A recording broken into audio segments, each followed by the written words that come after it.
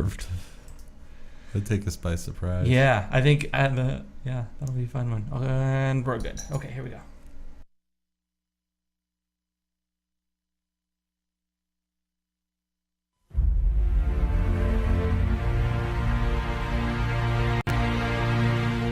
Four souls will enter.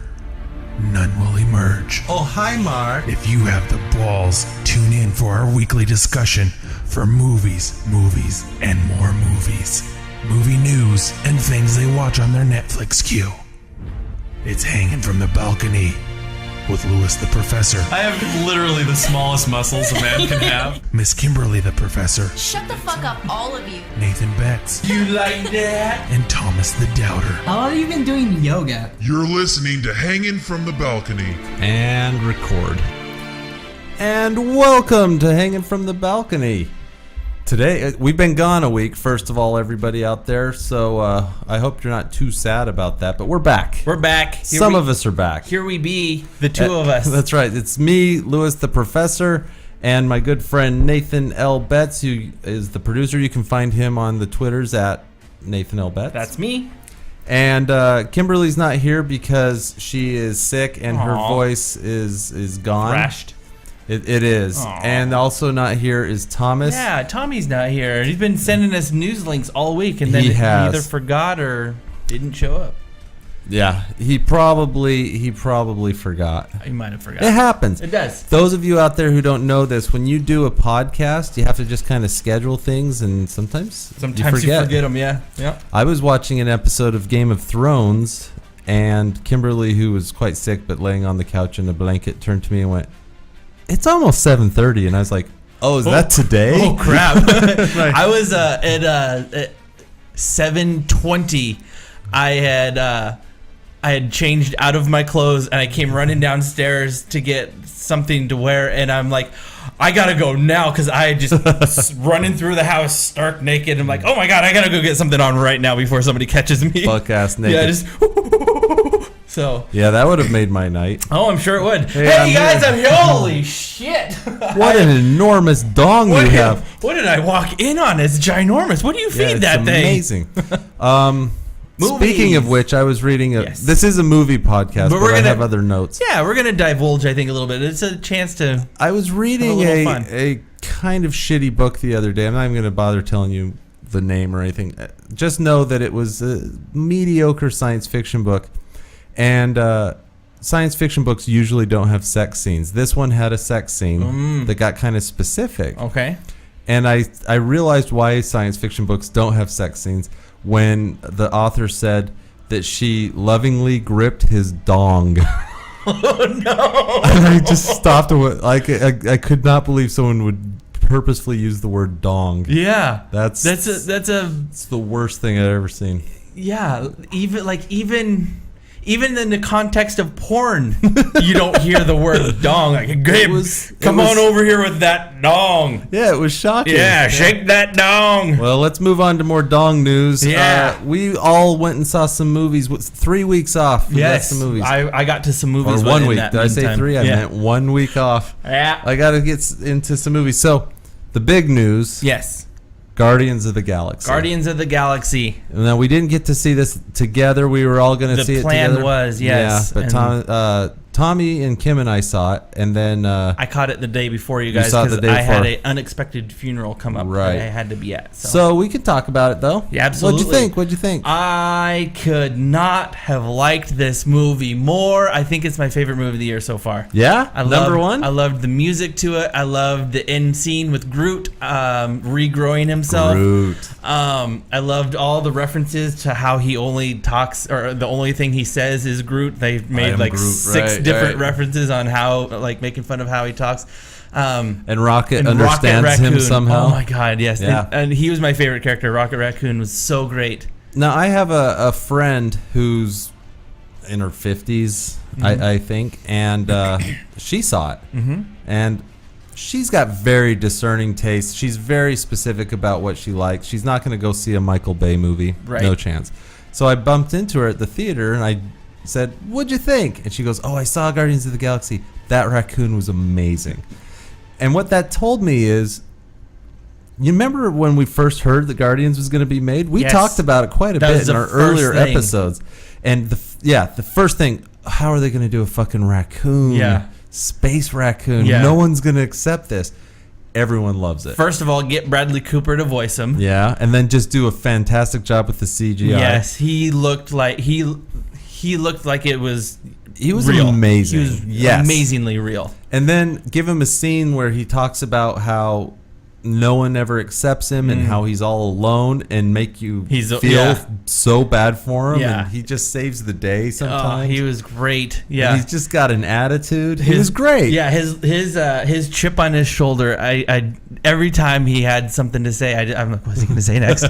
But the one thing that I found interesting was how they depicted what would happen to a human body if it was not covered out in the depths of space, and I'm not sure that would happen. Oh no, it wouldn't. But I think It was still without cool looking, though. explaining it, I think the idea is that Chris Pratt's character Star-Lord, his helmet somehow gives him some kind of a force field that allows him to survive in space. And when he turns it off, he gives it to her to save her. Then he's exposed. But even then, we kind of find out that he's half alien. Yeah. So the second movie is supposed to kind of go into more depth into his origin and who his father is and so forth. Great. I have a feeling they said depending on how it did in the box office, there's already plans in the works for it too. So that's a done deal because it did really, really well. Financially, this is the biggest opening in August ever. Really? Yes, it was a $95 million, I think, its first weekend. Wow. Biggest opening ever. Which That's is pretty good. Yeah. In fact, a lot of cinema news has been talking about how the summer has been underperforming. They've been about 18-20% under what they expected to pull in. And Lucy was the first big surprise. It actually made more money than anyone anticipated. And then followed by Guardians, which even the Marvel company, they said, our projections, we've done the market research and all that, we anticipate 65 million our first weekend. And when they made 95, even Marvel fell out of their seats. Yeah, they marketed it so well. They had so many people chattering about it in so many different venues. They even had James Gunn come on to the Adam Carolla show and talk about Guardians of the Galaxy. Well, the secret to this movie making so much is it was a good movie. It really was. So and James people came Gunn's out, a great director. He is. People came out going, hey, go see this movie. That's how you sell a movie. Yeah, absolutely. And, I mean, you can't go wrong with some of those good-looking eye candies. That Bautista, the wrestler. Bautista. He was actually my favorite. I had no idea he was going to be so good. His character was really interesting. Yeah, everyone talked about literal thing. Everyone talks about Groot and Raccoon and Chris Pratt, who deserves it. Right. I was impressed with Bautista's. How do you say his name? Bautista? I think it's Batista, yeah. Bautista. His character was so funny. His character was really interesting with the whole... if something were to go over my head, I would catch it. I would catch it, yeah. His whole... he doesn't do... he doesn't do... like metaphors. Yeah, metaphors. Everything, so literal. Everything's so literal from his planet. You got to speak in literals. I loved everything. Zoe Saldana always makes a great alien. I don't even know if she's ever going to be not a different color for the rest of her career. No, she's great. I felt like Nebula, and actually Tommy and Kim both mentioned this. Nebula, the bald enemy sister, blue girl, yeah, the blue one. She was maybe underused. Yeah, she was really actually pretty cool. But she was cool, but we just didn't get to know her very well or her motives. I understand she's gonna have a bigger part in the second movie. Yeah, that's good. And I thought the villain Ronan. He was really cool. He was good. I didn't know anything about him, and his little whistle thing was cool. Yeah. That guy, the guy with the whistle arrow. Oh, that's not. Ronan was the big guy with the hammer that wanted the. He was blue. Oh, he was the main. Yeah, the main bad guy. Yeah. And then we got to see for the first time Thanos speaking. Yeah. Did you recognize Josh Brolin? I did not recognize his voice. Yeah, and his face a little bit. Like they totally motion like right captured through it. here. Yeah, just where you could kind of. So he's going to be the major villain in like Avengers 3. Yeah. Ronan was cool though. Ronan was a cool villain, and then the other quasi. I don't really know what to call. He was kind of a villain, but he's kind of not. Yeah, Yondu was cool. What was that little thingy he had? It's his little arrow thing. In the comics, Yondu has like a bow and arrow, kind of like Hawkeye. Okay. And so I think they were adapting that to make it less stupid. Yeah. And it turned out to be kind of cool. It was really interesting how it would get him out of really sticky situations. Michael Rooker, what a guy! He was great. And there's I guess there's all kinds of fallout about him not having the correct type of head fin thing because it was just a small little thing. But who gives a shit? Yeah, true fans were. And you know what? Out. I gotta say, if I'm a 6-year-old, 8-year-old, 10-year-old boy, or maybe girl too, but kid, and I go see this movie. That's the Star Wars of this generation. Yeah, absolutely. I swear to God, I'd see that and go, we have to have that on DVD, and then I will watch it every day. Right. You know, I would know that movie back and forth. By the time I was 20, it would be all I cared about. As a 32-year-old, I might know that from back to front. Yeah, why not? Yeah, it's good. Yeah, it was enjoyable. I will be owning that when it comes out. That's for sure. And there were tons of little nerd moments for those of us who are really into the comics. I got to see a Celestial. Those are the super giant guys that walk on, destroyed the planet and had the infinity gems. The only moment for me was Howard the Duck at the end. Yeah, that spoiler, was but not really. It was at the end credit scene. I didn't understand the correlation to. I understand, I got it, but I was like, why? Why was this here? Well, theoretically, the collector collects any unique item in the universe. So he would ultimately want to collect Rocket, Raccoon, and others, but things that are only one of a kind. When we first met the collector, you could see Howard in the cage, kind of blurry in the background. Oh, I didn't know that. And if you were looking for him, you could see him. And for me, that would have been enough. Sure. I could have then gone on and said, "Did you see Howard the Duck?" Right. But by having a whole moment where he says, he got a chance to say, "Hey, I'm from Brooklyn. What are you gonna do?" Yeah. I was like, Jesus. Okay. No, but overall, it's a movie you should see. Solid film. Have to see this movie. Please, Marvel, don't start fucking up. Just let people like James Gunn make movies. Yes, and I believe he's in that interview that I saw. He said that he has the rights to the second, or he has the rights to the sequel, or not the rights, but he has claim on the sequel. If hopefully they'll just trust him and let him go. I mean, honestly, how could they not now? I mean, well, from what I understand, because Marvel's making so much money, do you realize the top 7 money-making movies of this 2014, 4 of them are Marvel comic book characters. No, that includes X-Men and Amazing Spider-Man, but X-Men and Spider-Man, Captain America, which is number 1, Guardians, which I think is up to 3 by now. Yeah. It's making tons of money. What happens is when people start seeing that kind of money, they start getting nervous, and you start telling artists, "Oh, you can't do that, You got to do what you just did again." Yeah, do the thing that works for sure. And that's why, Edgar Wright left Ant-Man, and I heard, this is a rumor that I just heard from a friend, but I heard that Joss Whedon might, after Avengers 2, might walk. Really? Yeah. Uh-oh. That's the kind of shit you don't want to hear. You don't want to hear they're getting away from the good writers. Right. That's where it works. That's where it's working. All right. Anyway, what else did you see? We both saw Guardians. For my on my anniversary, we found a dollar theater that was playing Edge of Tomorrow. Edge of Tomorrow. And I was really concerned that I wasn't going to get to see Edge of Tomorrow in the theater because everyone, even my sister, who is a little bit interesting on her movie picks, what she likes, what she doesn't like. She's like, I went to this movie. I went out. My husband came home and said, "All right, we're going out with some friends." And she didn't know. He's like, "Just grab whatever you need for the night. We're going to be out all night." And they ended up going out to sushi, and then they're like, "All right, well, let's go see a movie." And they just walked into the movie theater like, "Well, what's playing next? Edge of Tomorrow. Let's go see Edge of Tomorrow." She had no idea who. She didn't even know it was a Tom Cruise movie. She had no idea what. She just went down, sat down, and started watching it, and she loved it. She thought it was so good, and I honestly don't know if I can, at this point. In my movie watching styles and the way I kind of get ready for movies, I don't know if I can just go sight unseen to anything anymore. I have to at least seen something about it once. Yeah, I know what you're saying. But she that's kind of a risky move as far as like, is that going to be good or is it not going to be good? But I thought it was so fantastic. And I don't know if it's just because I'm easy to please these days or if it just really, I don't know. But it's really a good movie. The ending was satisfying. I think I remember you saying when you watched it, the way it's that it's set up, it satisfies itself very well. There's some really good humor throughout it. Some of the ways that he dies, funny. It's good. Yeah, like when he gets run over by that truck, and you just hear a squish noise. Yeah, everyone in the audience is like, "Oh."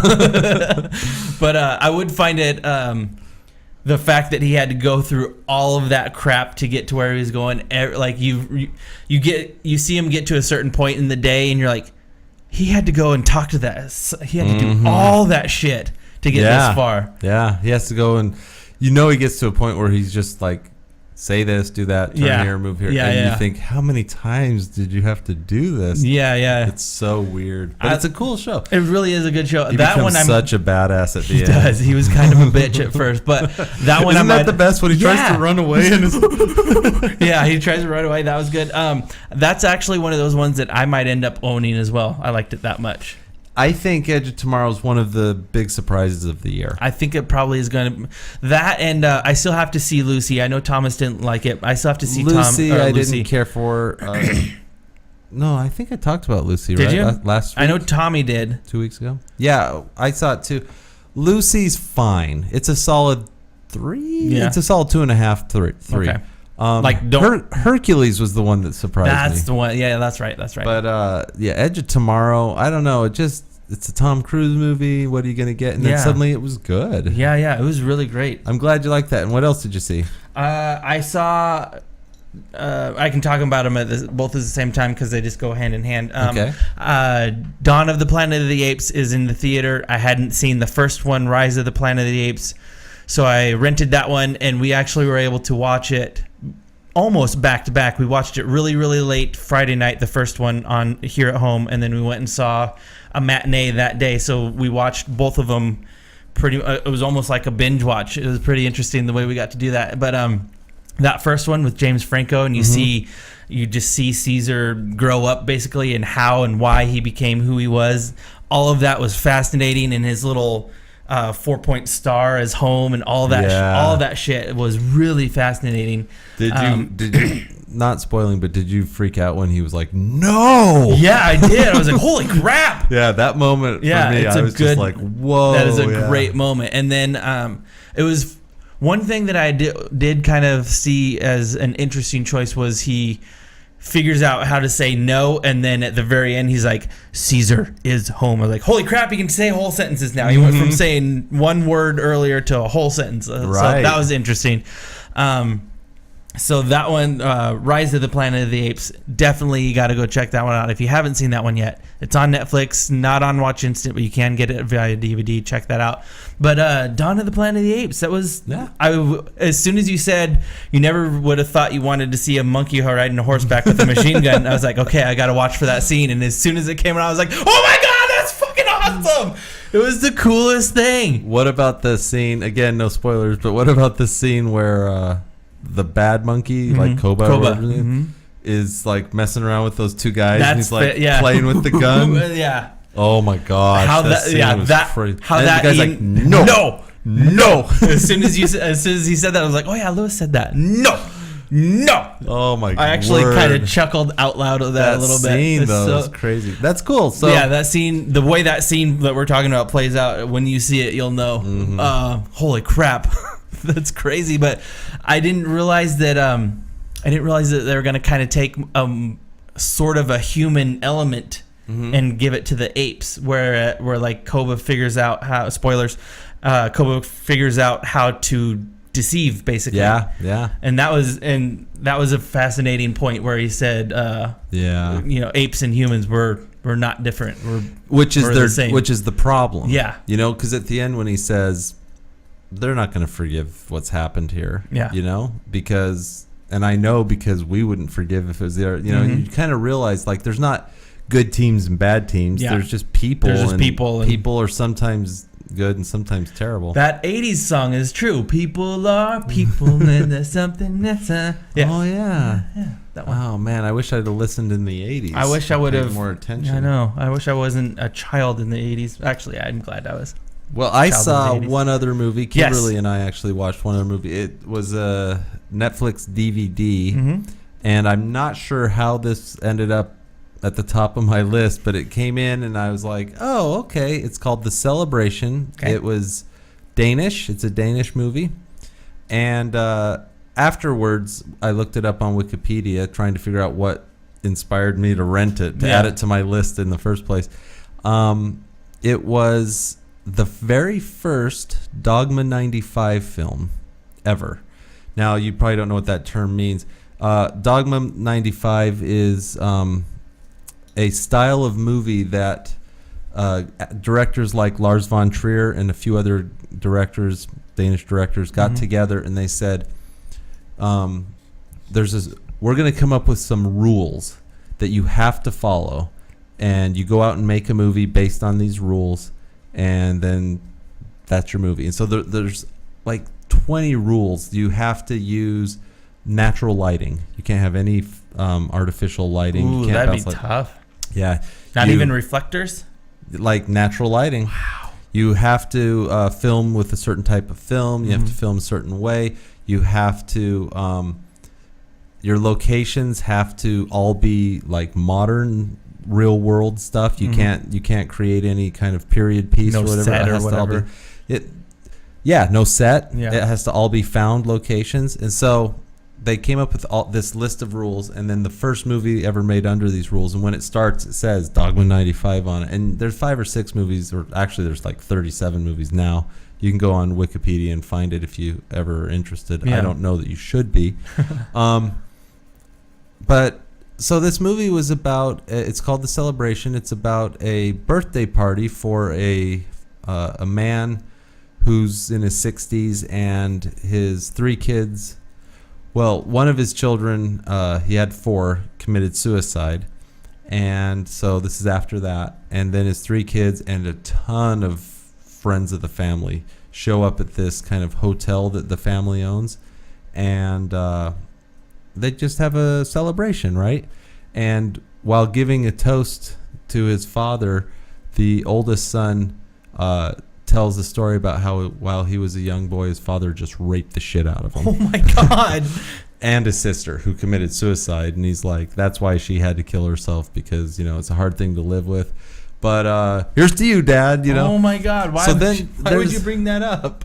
Well, then there's this big issue: is he crazy? Is he making stuff up? Is he saying something? Is he trying to get attention? Is Yeah. it real? Was he really molested?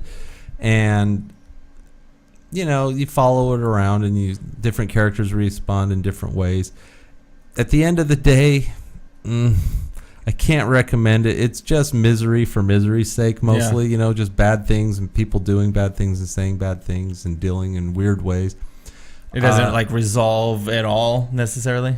Not really, not in any kind of satisfying way. Like it just, when the credits suddenly come on, we're like, oh, okay, it's over. that's done. That's what happened.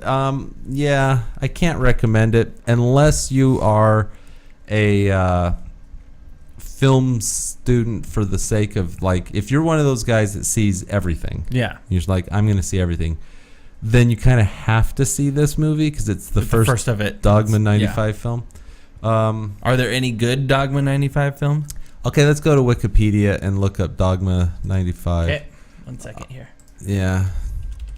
We're going to go to Wikipedia here. And I believe it's spelled... Oh, well, just type in Dogma 95. That might work. Space 95. Or even that. Let's see what happens. No. Let's see. What do we got? Yeah, the first one. It's actually me. Yeah, well, it's Or because it's Danish. Yeah, so, phonetically it's Dog Me. So scroll down. Let's see if they have a list of the films. Goals and rules. Here they are, notable films. So these number up to 37. They don't include all of them. Number 6 is called Fuckland. That'll take Nice. them. Julian Donkey Boy, number 6. It's actually number 6. 8 is Fuckland, huh? Julian Donkey Boy might actually be worth your time. I think that one's okay. I haven't seen most of these, if any. Yeah. Maybe watch that's a Harmony Korine movie, and Okay. Harmony Korine's the one that did Spring Breakers and Gummo. Oh, okay. Yeah. Harmony Korine's a difficult filmmaker to watch too. But yeah, I don't know. It's interesting for the sake of, if you are into Lars von Trier, that might be a way to go. There's 10 listed goals and rules. You want me to name them real quick? Well, you can name a few of them. The director must not be credited. Yeah, that's interesting. Film format must be Academy 35mm. Genre movies are not acceptable, which means like a period piece. Is that what that means? Yeah. Well, genre means it can't be like a Western. It can't be. Okay. It can't be an action thriller or whatever. Okay, I gotcha. The idea is that you have to make your movie look as much like it could happen in real life as possible. Okay. And this one certainly does. But boy, I mean, like there are scenes where film's out of focus. You know, like it's weird shit like that. Where you're like, God. Shooting must be done on location. Props and sets must not be brought in. If a particular prop is necessary for the story, a location must be chosen where this prop is to be found. The sound must never be produced apart from the images or vice versa. So no, we'll get that in post. Yeah, none of that. No fake Foley. Music must not be used unless it occurs where the scene is being shot. The camera must be handheld. Oh. Yeah, so there's these rules, right? And boy. Optical work and filters are forbidden. Yeah. Anyway, it was something to watch because I'm a film professor, but Yeah. I can't necessarily recommend it unless you're serious about like a college degree in film. Right. Then you can go for it, but otherwise, and there are people out there who like see movies. Right. They see there's a reviewer. He does movie reviews. I can't remember his name. It's so Russian. Ignacy, whatever. Anyway, he reviews in English. He's an English speaking kid. He watches 3 new movies a day. Ooh, wow, and has his like last 10 years. That's a lot of movies. He watches movies. You'd have to watch everything. He sees everything. Yeah. Yeah, and so his tastes are really crazy though at this point. Because when you watch a movie like Transformers and it's just kind of mediocre action, you're like, I've seen this. I've seen this 10,000 times. Right. Right. I watch 3 movies a day. Surprise me. Good luck. Right. You know? Well, and when you see literally everything, I wonder if it gets to a point where it's hard to actually connect to anything. It might be. Like, I think you can get burned out. I don't know how this kid does it. He writes a review after each movie, too. Wow. So, like, he keeps track. Props to him, I guess. That's his job. Yeah. He makes a living off of it. All right, let's get some movie news going. All right. We have a new look at the Stormtrooper helmets for Star Wars 7. And just real quick, in case you are watching this instead of just listening, I will switch to the screen capture so that you can, if I click on the right thing, so you guys can see this. This is, if you're watching, this is what the Stormtrooper hats, helmets, whatever you want to call them, may look like. And I did notice that this one on screen does look a little bit different than this one in the side-by-side comparison. And I don't know if it's because of the angle that it's shot. Yeah, it could be left angle, right angle. There's a little bit of black that's not on the side-by-side comparison. That is on the one above. So I don't know. The one above has a little bit of a visor right here ish. It just looks like a little bit of a visor, and it's not present on this particular. What do you think? I honestly think they look really. This one up top. I think that one looks really badass and like looks pretty cool. Like an update to something that you're already expecting. I did go ahead and I kind of chanced. Reading some of the nerd comments below. Oh dear! I have to assume half the people on the internet are like, "This is bullshit." Right. It was half and half, and the consensus was, "Why fuck with something that was good?" And then the next thing, or then the other people that was kind of putting everybody in their place was like, these were made in the 80s. Everything gets updated eventually. Yeah. And they changed the way Stormtroopers look for the original, right? For the prequel. Yeah. So I think that was they were that shittier. was for the worst. Yeah, for the sure. worst. But you have to expect they change certain things. I honestly think like if this was to be a progression of time and those ones were earlier and then those ones are the updated ones and then these ones are even more updated, I think these ones look the most futuristic and the most they look really sleek. I think. And then the one that I kind of pooed my pants about, but it's not it's not entirely sure if this is the actual or just supposed new snow trooper look, which means there might be a little bit of snow troopers, a little bit of snow for locations. But this one, if this is legit, that is awesome. That looks cool. That is badass. That is badass. It looks like a futuristic gas mask is what that looks like to me. Oh God, cool. I hope this new Star Wars is awesome. I do too. Everything's pointing in the right direction. He's doing the right things with some animatronics and actual huge set pieces and whatnot. So I honestly think that there's a good chance that it will be good. I'm hoping. Well, as long as there's no Jar Jar Binks or anything like that. No Jar Jars or 10-year-old Anakins, I think we might be okay. I think we'll be good. All right, let's keep our fingers crossed. But it's exciting. That's exciting stuff. All right, what's next? We've got something that you will be interested in, if it will load. Marvel. Oh, I can go. Hold on 1 second. I can turn this back off and get us back onto this one. Oh, that's me on the screen. That's you. All right. Marvel's Doctor Strange movie will not be an origin story. Wow. That's actually good news, right? Yeah. Does every new superhero have to have its origin story? Like we didn't. Well, I guess we kind of did in Guardians. For briefly. For 2 minutes. Yeah, maybe 5. And then it just explodes into whatever he's doing. But if they start out and we meet this guy named Stephen Strange, who's a magic person and he does magic shit, we'll all get it. Right. We don't need to understand that he was once a doctor, but then his hands got messed up and he couldn't be a doctor anymore, so he went and trained and became magical. Do you give a shit? I don't think I need that. I mean, you just told me that. So, if you really wanted to know that, they could probably do that like during the opening sequence. Honestly, they could do like stills. Or something. Or they could do 3 flashbacks and we'd get it. Yeah. I've actually talked to a few people about why how frustrated we all are with the fact that every time they do a Star Wars or a Spider-Man, it seems like they have to do the origin every time. And we're like, we get it. We know how he's. We've seen that. About. We've seen that origin at least 3 times because they do it in Spider-Man 1 and a little bit in Spider-Man 2 on the original one, right? And then they do almost the entire movie of the reboot was a origin story. There was really no sense for that movie to exist, honestly, because we know all that shit. We do. And you're right. Good for them. Yeah. I mean, it's a gutsy move, but maybe it's not a gutsy move. Maybe it's the right thing to do. I think so. I mean, we're all getting to the point now where we understand what they're doing, how they're doing it, and they'll feed us the information that we need to know to make the mental dots to connect them. I think so. And if anything, maybe they can throw it into, if they make a second one, maybe they can throw it in at the beginning or middle or something of the second one. Like, if it affects the current story in some way, then they can do flashbacks. Sure. I say go for it. I think so too. Good for Marvel. I think that's a wise direction because at some point they need to say, okay, we have an audience that has the internet.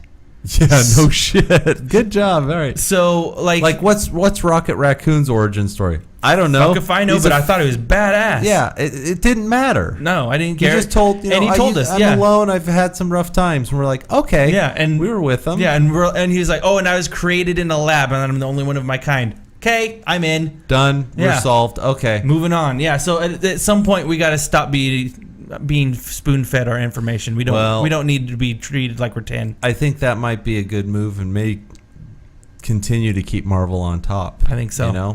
Recognizing that not everything needs an origin story. And if you want us to understand and be able to kind of progress as movie viewers, progress as movie makers and teach us how to teach us how to be better viewers and how to connect things easier and maybe, I don't know, maybe go and do a little bit of homework before you go watch something. Well said. Well said. All right, next. Warner. They are going to hire 2 writers for Aquaman. Oh, they've hired 2 new writers for Aquaman, huh? So... Okay, I have opinions about this. So Okay. let me read this sentence out loud, and then I'll talk about it. This one? Yeah, they are reporting that Will Beal, who wrote Gangster Squad, and Kurt Johnstad, who wrote 300 Rise of an Empire, have been hired to write Aquaman. 2 separate scripts. Here's my comment on that. The year Gangster Squad came out, it was my #1 worst movie of the year. Yeah, I remember that. Not because the actors were bad. It not was because poorly. it was written. script all the way. That script was a train wreck. Yeah. And 301 Rise of an Empire, also a train wreck script. I honestly, Oh these my are God. 2 movies that I purposely did not watch at the theater and I have not caught up with on Netflix because they're both available on my Netflix. I have purposely not added them to my Netflix queue because you said they were so shitty. I'm like, why They're would I waste my so time? I got other shit I need to get to. They're worth watching so you can see what shitty looks like. Okay. I mean, once in a while. What you need shitty to, with money looks like? Yeah. Well, Gangster Squad is a fuck. Oh, I hate that movie. Yeah. You know what? If Aquaman has those 2 guys writing it, it will be the You'll skip it. the Green Lantern of 2016. Yeah. It really will be. And he's already, like Green Lantern, he's already a problematic enough character as he is. He's mocked constantly. Hardly because anyone gives a he's- shit about him. You know, I live in the ocean. I can talk to fish. Apparently, the writer that has a hold of him now in the actual comic books got a hold of it. Whoever they got a hold of to do it, I'm not sure the names, but I've been told whoever has a hold of it now is actually making him pretty badass. I haven't been reading Aquaman, but I'll tell you what. There's no reason not to make him badass because he's super strong, right? Sure. That power in and of itself is something that other heroes sometimes that's all they have is they're strong. Yeah. So I mean, like Colossus or whatever Sure. from the X-Men. If you just deal with that, then fine. And the fact that he functions in water it's difficult because it's hard to think of cool things to do in the cool water. threats in the water. Yeah. I'm going to take out this Great Barrier Reef. No one cares. Your whole ecosystem's going to... So no one cares. I will pollute your oceans. Don't yeah, care. We're all doing that already. Yeah. I'm taking a dump in it right now, dude. Oh, well. But, I think that there's potential to make Aquaman a cool movie, but not I with think those so too. writers. Yeah. Yeah, that sounds like a I potential don't know. disaster on their Maybe hands. those 2 scripts, the writers originally had good stuff and someone else came in later and fucked it up. But boy, I have not been impressed with those 2. Anyway, so we'll see. 301. I still love that. It's the sequel. All right. Let's get on to homework. Okay.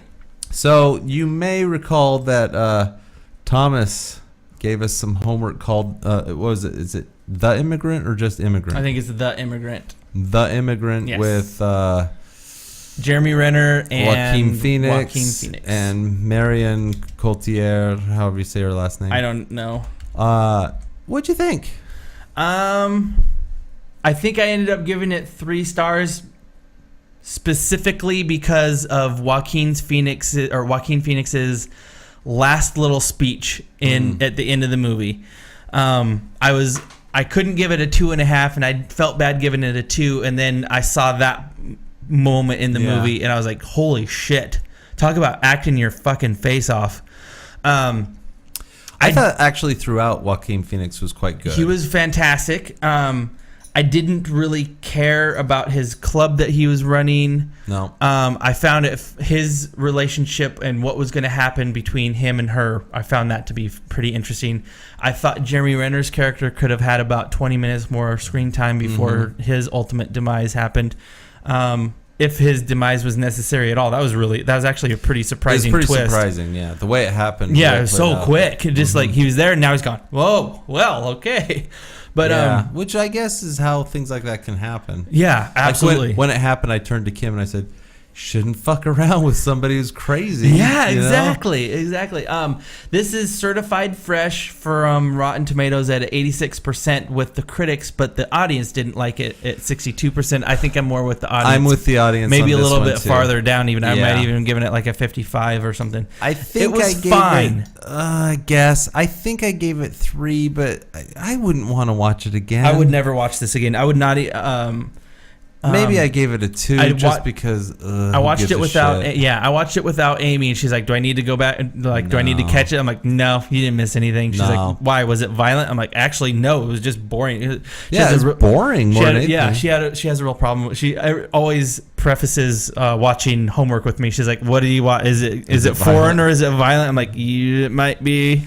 So, but I was like, "No, this one's just boring." It really was like. I think you nailed it on the head the best. Yeah, it was shitty back in the 20s. We get it, but you don't have to beat us over the head with it. And that's what. And I always find, really find period pieces fascinating to bring back to life how it might have been back then, but just to highlight how shitty it is the whole time and not give us any glimpse of a little bit of hope. Because I know it was shitty in New York City in the 20s. I mean, Prohibition was going on. You couldn't walk down the street without maybe getting stabbed. If you're a woman, you're probably going to get raped. I mean, everybody was just still generally a pile of shit is what I got out of it. If you lived in the 20s, every dude was a piece of shit. Yeah, she gets raped, and they're like, "Oh, you have low moral standards." And I'm like, really? Is that what it was? That's so shitty. And then he brings her up on the stage to do like a participation act, and all the dudes. I'm like, Jesus Christ! If that's for real, and that's how dudes really were, holy crap! No wonder we needed civil rights. Yeah. Well, they probably were. See, I think my problem though isn't that they're just showing us how bad things are, but a good movie, a good story, needs to have kind of an up and down beat with hope and fear. Yeah, at least like, a glimmer of hope at some point. We have to have moments where we're like, oh, things are going to work out. And then suddenly, oh, no, I'm worried that things won't work out. That, oh, this is a good turn. And we kind of have to, you can have a couple in a row of like bad, bad, bad or good, good, good. But if it's constant in one direction, then it becomes boring. And then I think the one good after all that bad was that he comes back and sneaks through her window. Jeremy Renner's character sneaks through the window and is like, I did really good. I want to help out your sister. And she's like, yay, stab, done. Yeah. Hope lost again. I'm like, well, what the fuck? And but then did you notice how that moment good? And I'm like, still didn't care. Do you remember how that moment where he comes through the window, you got interested a little bit? Yeah, I was like, ooh, what's going to happen? For a few seconds, it's because the arrow changed. We went from fear to hope for just a second. And then when it went back to fear, we were like, again. It's like, you know how the end of Man of Steel, the Superman movie, is way too long? It's like a 40-minute fight. Yes. As much as you want to like that movie, that final fight just goes on and on. It did. And it's because it's the same note over and over and over again. You have to give us a different note. Otherwise, we get bored. Yeah. It just becomes this weird repetition. So for me, I'm going to say pass. Yeah, definitely pass on this one. If I could have given it 2.5, I would have given it 2.5. Joaquin, the stars you give it Jeremy, are for acting. Yes. The acting is good. My God, the acting was great. If you want to see a period piece with great acting, you might maybe give this a try, but don't expect a good storyline to go with it. But I'm going to say if you want to see Joaquin Phoenix act, watch Her. Yeah, absolutely. That's true. It's just a better movie. Yeah. And he's great in that, too. All right, I'm going to give my homework assignment for next week. I'm going to get ready for the ending while you do that. Yeah, you get ready for the ending. All right, fucker. Okay, so homework for next week. I want to assign an old classic. This is a movie that everyone probably needs to see at least once. Okay. It's a Henry Fonda movie, and I thought about Henry Fonda because we had watched Once Upon a Time in the West, and we saw him as this big villain. And I told you that Henry Fonda was known across the world in the United States, America's especially sweetheart for a while, right? As the nicest guy. Yeah. He's just a good, solid person that we could all aspire to be like Henry Fonda, right? And that's why it's such a surprise when he's a villain in Once Upon a Time. Well, this is a movie where he's a good guy. Okay. And so I want you to watch it and just kind of see one of his iconic film roles. He's known for 4 or 5 movies. This is one of them. And we'll see what you think. All right, and it was, one more time, it was 12 Angry Men. 12 Angry Men, and that is available on the Watch Instant on Netflix, just like all of our homework is. Yes. And okay, well, that's it, right? Okay, so thank you so much for tuning in. Sorry, it's just 2 of us here. We But still talked a while. We still talked. How long did we talk? How long is this damn show going on? Hold on, Anyway? let's see here. We made it for 45 minutes. That's just the long. two of us. Yeah. Thanks for tuning in for 45 minutes. If you Yeah. made it through, you're the winner. You All are right. the winner. Winner. Chicken dinner. Feel free to check us out on our various websites, including timespentpoorly.com. Yes. YouTube, you can subscribe to Time Spent Poorly and look for Hanging from the Balcony and other stuff. You can go where? iTunes. Stitcher, Smart Radio on your Facebook. Yeah. You can like us. Yep. Okay, great. Yeah, do all those things for us. Do those things. Follow Nathan on Twitter. Yep. Do you post on Twitter? I do. I actually haven't in the last 3 weeks because I've just been, I don't know, living my life. I haven't posted on my Twitter in the last 5 years, but whenever Twitter. How long has Twitter been alive? That's about 6 years now, I think. Seems about right. Seems legit. Okay. And keep watching movies, guys. Yeah. Until next week, have a wonderful movie night. Bye-bye. Bye-bye.